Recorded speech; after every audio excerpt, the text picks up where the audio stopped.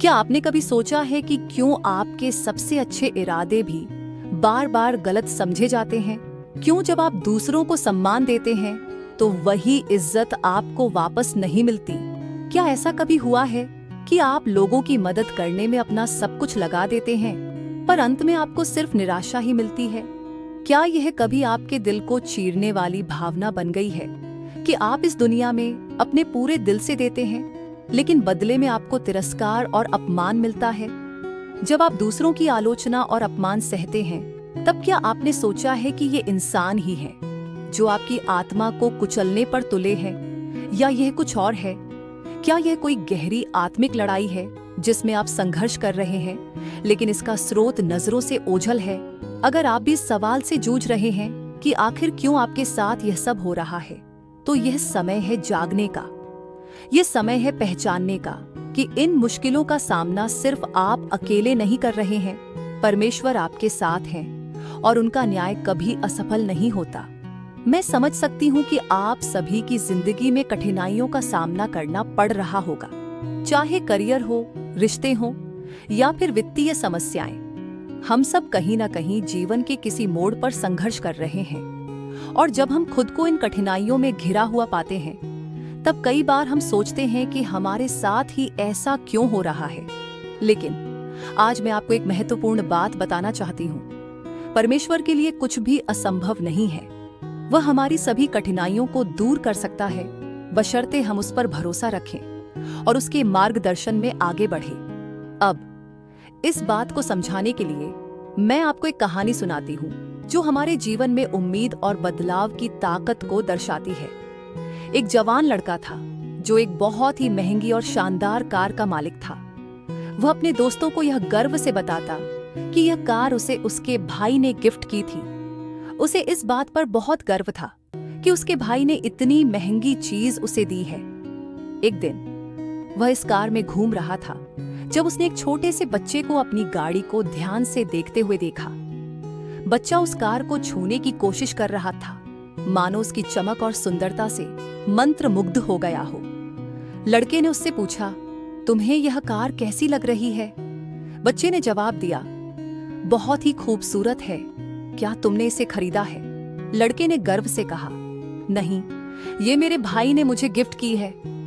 बच्चे की आंखों में चमक आई और उसने कहा, काश मेरा भी ऐसा भाई होता जो मुझे भी गिफ्ट दे पाता। लड़के ने उम्मीद की थी कि बच्चा कहेगा, काश मेरे पास भी ऐसी गाड़ी होती, लेकिन बच्चे की मासूमियत और उसकी सोच ने उसे चौंका दिया। उसने महसूस किया कि उस बच्चे की सोच कितनी अलग और गहरी थी। फिर बच्चे ने अचानक कहा, मैं अपने छोटे भाई को भी ऐसी गाड़ी में बिठाना चाहता हूँ ताकि उसे भी दुनिया देख सकूं। यह सुनकर लड़का हैरान रह गया। वह समझ गया कि यह बच्चा कितना भावुक और दयालु है। उसने उसे अपनी गाड़ी में बैठाया और उसके घर की तरफ चल पड़ा। जब वे बच्चे के घर पहुंचे तो बच्चा अपने छोटे भाई को लेने गया जो चलने फिरने में असमर्थ था। बच्चे ने अपने छोटे भाई को अपनी गोद में उठाया और उसे कार में बिठाया ताकि वह उसे दुनिया दिखा सके। यह दृश्य लड़के के दिल को छू गया। उसने सोचा कि वह तो बस अपनी खुद की तारीफ और शान में डूबा हुआ था, लेकिन इस छोटे से बच्चे ने उसे सिखाया कि असली खुशी दूसरों की सेवा और खुशी में है। इस कहानी से हमें यह समझ में आता है कि जीवन में हम जिन चीजों को बहुत महत्वपूर्ण मानते हैं वे हमेशा सबसे बड़ी खुशियां नहीं लाती। कई बार हमें लगता है कि हमारे पास जितना ज्यादा होगा हम उतने ही खुश रहेंगे, लेकिन सच्ची खुशी तब मिलती है जब हम दूसरों की मदद करते हैं, उन्हें प्यार देते हैं और उनके जीवन में कुछ सकारात्मक बदलाव लाते हैं। बाइबल हमें भी यही सिखाती है। मत्ती 7 के 1 से 5 वचनों में प्रभु यीशु मसीह ने हमें यह सिखाया है कि हमें दूसरों का न्याय नहीं करना चाहिए।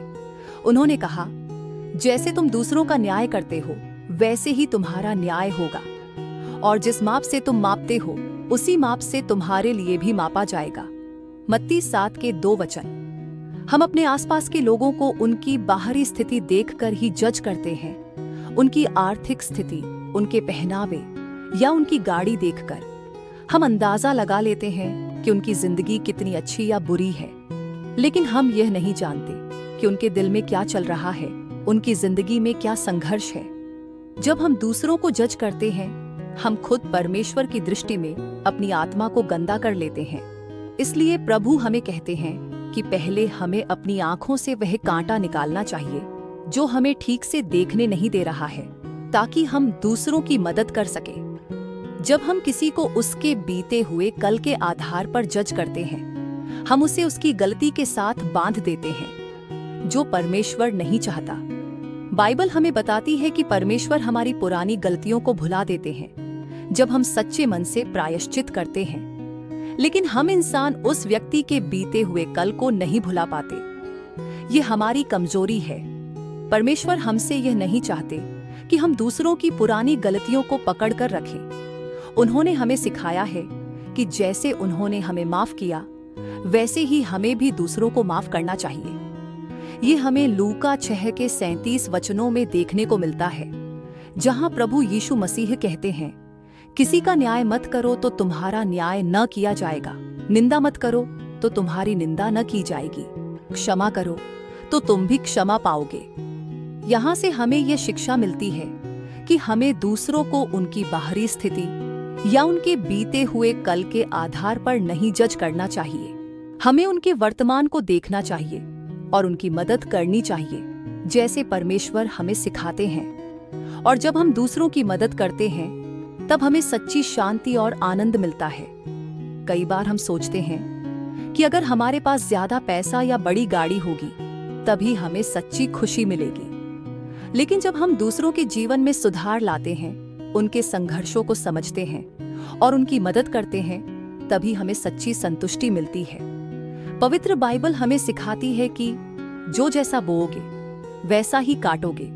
गलातियों 6:7। इसका सीधा अर्थ है कि अगर हम सम्मान, दया और प्रेम का बीज बोते हैं, तो परमेश्वर हमारे जीवन में भी उन फलों को लाएंगे। लेकिन अगर हम दूसरे लोगों को सिर्फ इसलिए सम्मान नहीं देते क्योंकि हमें उनसे बदले में वही नहीं मिलता, तो हम अपनी आत्मिक यात्रा में रुकावटें डाल रहे हैं।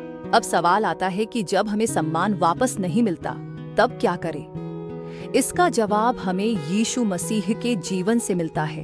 उन्होंने कितनी बार अपमान सहा, उनकी निंदा की गई, उन्हें क्रूस पर चढ़ाया गया, फिर भी उन्होंने किसी को बदले में अपमान नहीं दिया। जो अपमान सहते हैं वे परमेश्वर के धन्य हैं। मत्ती 5:11-12। क्योंकि उनका प्रतिफल परमेश्वर के पास सुरक्षित है। इसलिए जब भी आप ऐसी स्थिति में हो जहां आपको लगता है कि आपकी कद्र नहीं हो रही, तब भी दूसरों को आदर देते रहे, क्योंकि यह परमेश्वर की आज्ञा है और उनका इनाम समय पर आता है। दूसरी चीज जो हमें ध्यान में रखनी है वह यह कि जब हम दूसरों की आलोचना करते हैं, तो हम अपनी आत्मा में नकारात्मकता भर लेते हैं और यह नकारात्मकता हमारे जीवन में शांति, आनंद और उन्नति की राह में रोड़े अटकाती है। पवित्र वचन में एक अद्भुत सत्य बताया गया है। वचन से मृत्यु और जीवन की शक्ति होती है। नीति वचन 18:21। यानी कि आपके शब्द सिर्फ बातें नहीं होते, वे शक्ति रखते हैं, जीवन देने की या फिर मृत्यु लाने की। जब आप किसी को आलोचना की निगाह से देखते हैं या नकारात्मक बातें कहते हैं, तो आप अपने ही जीवन में विष फैला रहे होते हैं। इसलिए अपने शब्दों को सोच समझकर चुनें। दूसरे लोगों के बारे में प्रेम, दया और सच्चाई से बातें करें, क्योंकि आपके शब्दों में ईश्वर की शक्ति है। वे आपकी आत्मा को भी शुद्ध और शांत करेंगे। जो व्यक्ति सकारात्मकता और प्रेम के बीज बोता है, वह अपने जीवन में भी वही फल पाएगा। अब तीसरा बिंदु आता है दूसरों की गलतियों को माफ करने का। यह सबसे कठिन काम है, क्योंकि हमें अक्सर यह लगता है कि अगर हमने किसी को माफ कर दिया तो इसका मतलब है कि हमने उनकी गलती को सही माना। लेकिन ऐसा नहीं है। माफी का अर्थ है कि हम अपने दिल को परमेश्वर की शांति के लिए खोल रहे हैं। यदि तुम दूसरों के अपराध माफ करोगे, तो तुम्हारा स्वर्गीय पिता भी तुम्हें माफ करेगा। मत्ती 6:14। माफी न केवल हमें दूसरे के प्रति दया सिखाती है, बल्कि यह हमें आंतरिक शांति भी देती है। अगर हम अपने मन में किसी के प्रति क्रोध, कड़वाहट या घृणा रखते हैं, तो यह जहर हमारी आत्मा को खा जाता है। इससे पहले कि हम किसी और को नुकसान पहुंचाएं, ये हमारे अपने दिल में बंधन बना देता है। माफी का अर्थ है कि हम उस बंधन को काट देते हैं और परमेश्वर की शांति को अपने भीतर जगह देते हैं। अब जब हम ये समझ गए हैं कि हमें कैसे दूसरों को माफ करना है और आलोचना से दूर रहना है, तो अगला बिंदु आता है दूसरों की जरूरतों को समझना और उनके लिए प्रेम दिखाना। बाइबल में लिखा है, अपने पड़ोसी से अपने समान प्रेम करो। लूका 10:27। परमेश्वर का यह आदेश हमारे लिए सीधा है, दूसरों से वैसा ही प्रेम करो जैसा हम अपने लिए चाहते हैं। लेकिन यह इतना आसान नहीं होता, खासकर तब जब हमें लगता है कि लोग हमारे साथ न्याय नहीं कर रहे। कई बार हम ये सोचते हैं कि लोग हमारी जरूरतों को क्यों नहीं समझते। हम तो हमेशा उनके साथ होते हैं, उनके दुख दर्द में हिस्सा लेते हैं, परंतु जब हमारी बारी आती है तो हमें कोई सहारा नहीं मिलता। पर परमेश्वर हमें सिखाते हैं कि इंसानों से नहीं, हमें अपनी आशा परमेश्वर पर रखनी चाहिए, क्योंकि इंसान हमेशा सीमित होते हैं, वे हमें पूरी तरह समझ नहीं सकते। लेकिन परमेश्वर हमारी हर भावना, हर दर्द और हर जरूरत को जानते हैं। परमेश्वर मेरा सहायक है, मैं नहीं डरूंगा। इब्रानियों 13:6। ये वचन हमें यह आश्वासन देता है कि चाहे हमें लोग समझे या नहीं, परमेश्वर हमारे साथ हमेशा खड़े हैं और उनकी योजना हमारे लिए हमेशा भलाई की होती है। अब जब आप अपने जीवन के संघर्षों से गुजर रहे हैं, तो यह याद रखिए कि परमेश्वर आपके साथ हैं। हो सकता है कि आपकी परिस्थितियां आपको असंभव लगे, हो सकता है कि लोग आपको न समझें, परंतु परमेश्वर ने वादा किया है कि सातन वह तुम्हें कभी न छोड़ेगा, न त्यागेगा। व्यवस्था विवरण 31:8।